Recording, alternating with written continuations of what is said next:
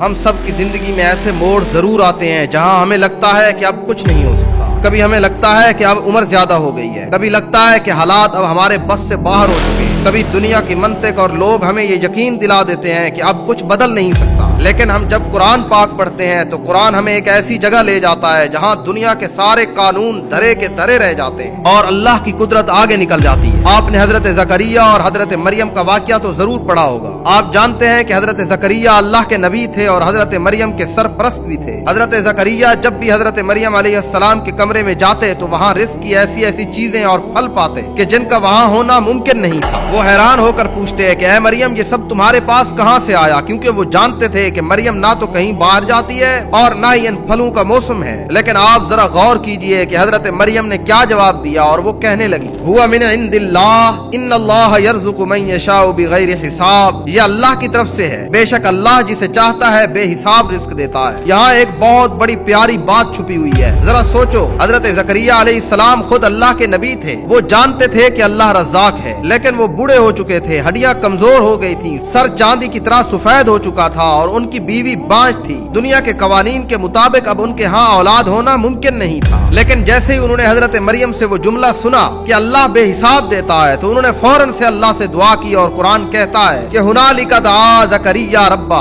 اس کا ترجمہ ہے کہ حضرت زکریا نے اسی جگہ اور اسی لمحے اپنے رب کو پکارا, یعنی فوراً دعا کی. کیونکہ جب حضرت زکریا نے حضرت مریم کے پاس بے موسم پھلوں کو دیکھا, انہوں نے سوچا کہ اگر میرا رب مریم کو وہ پھل دے سکتا ہے جن کا بھی موسم ہی نہیں آیا, تو میرا رب مجھے وہ اولاد بھی دے سکتا ہے کہ جس کا موسم گزر چکا ہے, یعنی جوانی گزر چکی ہے. انہوں نے محسوس کر لیا کہ اللہ تو اسباب کا محتاج نہیں ہے. ہمیں بھی یہ سمجھنا چاہیے کہ دعا کرنا دراصل اللہ کے اس اختیار کو پکارنے کا نام ہے جہاں دنیا کے قوانین ختم ہو جاتے ہیں اور اللہ کی مرضی شروع ہوتی ہے. ہم جب دعا مانگتے ہیں تو اکثر اپنے حالات کو دیکھ کر مانگتے ہیں, یعنی ہم اللہ کو اپنی عقل کے ترازو میں تول رہے ہوتے ہیں. حالانکہ قرآن کے اس واقعے سے ہمیں سیکھنا چاہیے کہ جب آپ اللہ کے سامنے ہاتھ پھیلائیں تو پھر اپنی چادر نہ دیکھیں, اپنی طاقت کو مد نظر نہ رکھیں, بلکہ اس کی قدرت دیکھیں, اس کی بادشاہت پر نظر کریں. آگے چل کر جب حضرت زکریا نے وہ خوشخبری سنی تو فوراً حیران ہو کر پوچھا, یا اللہ یہ کیسے ہوگا, میں تو بوڑھا ہوں. تو اللہ نے جواب دیا, کذالک اللہ یفعل ما یشاء, یعنی اسی طرح اللہ جو چاہتا ہے کرتا ہے. ذرا غور کرو کہ اللہ نے کس قدر خوبصورتی کے ساتھ ایک بات سمجھائی. حالانکہ اللہ پاک فرما سکتے تھے کہ میں آپ کو جوان کر دوں گا, نہیں, بلکہ اللہ نے فرمایا میں جو چاہتا ہوں وہ ہو کر رہتا ہے. وہ مٹی سے انسان بنا سکتا ہے, وہ آگ کو گلزار بنا سکتا ہے, وہ بڑھاپے میں یحییٰ جیسا بیٹا بھی دے سکتا ہے, تو وہ تمہارے حالات کو بھی ٹھیک کر سکتا ہے. وہ دعائیں جن کے بارے میں تم نا امید ہو چکے ہو وہ اللہ قبول کر سکتا ہے.